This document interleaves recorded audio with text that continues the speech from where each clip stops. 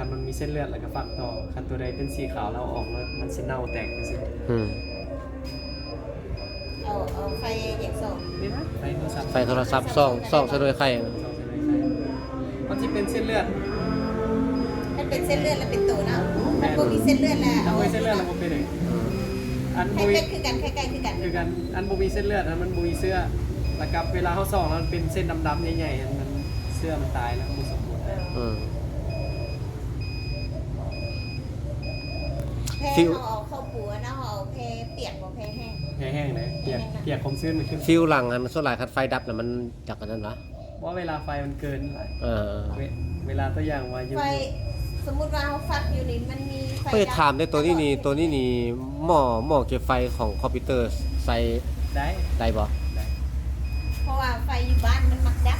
นี่แหละคันไฟดับมันจะมีผลกับไข่ด้วยเนาะเปอร์ แต่ เซ็นต์แตกมันจะลดลง อันน่ะตัว UPS ตัวประมาณ600 VA ตัวธรรมดากับคอมนี่ก็ได้เนาะ ได้ใส่ได้ เพราะมันมีหลายหน่วยอยู่หั่นเอาตัวนั้นมาเฮามาทิ่มใส่ เอาตัวนั้นใส่สัวขาวแต่ว่าคันดับโดนเนี่ยเอาไว้อยู่ เอาพอแต่ว่าสำรองแก้ไขนั่นนึง ลองได้อยู่คันดับโดนได้เอาไว้อยู่ เดี๋ยวนี้คันสมมุติว่ามันดับเป็นมือยกตัวอย่างเฮาสิแก้ไขได้ได เอาถ่านหน้ามันออก เอาถ่านน้ำนี่ออก แก้แบบเดียวนึงเอาถ่านหน้า เอาถ่านน้ำออกแล้วปะ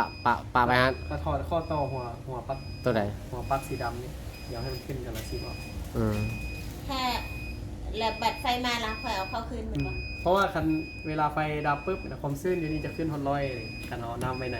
มันไข่มันตาย เพราะว่าไฟไข่เจียวกำลังแปลงไฟเป็นไฟเคลื่อนนะวันเสาร์วันอาทิตย์อะไรอยากดับเบิ้มือโลดก่อน อันตราย นั่นแหละโกสิโบทันอยากซื้อนะ เปอร์เซ็นต์การแตกของไข่มันจะต่ำ โกสิโบทันอยากซื้อไป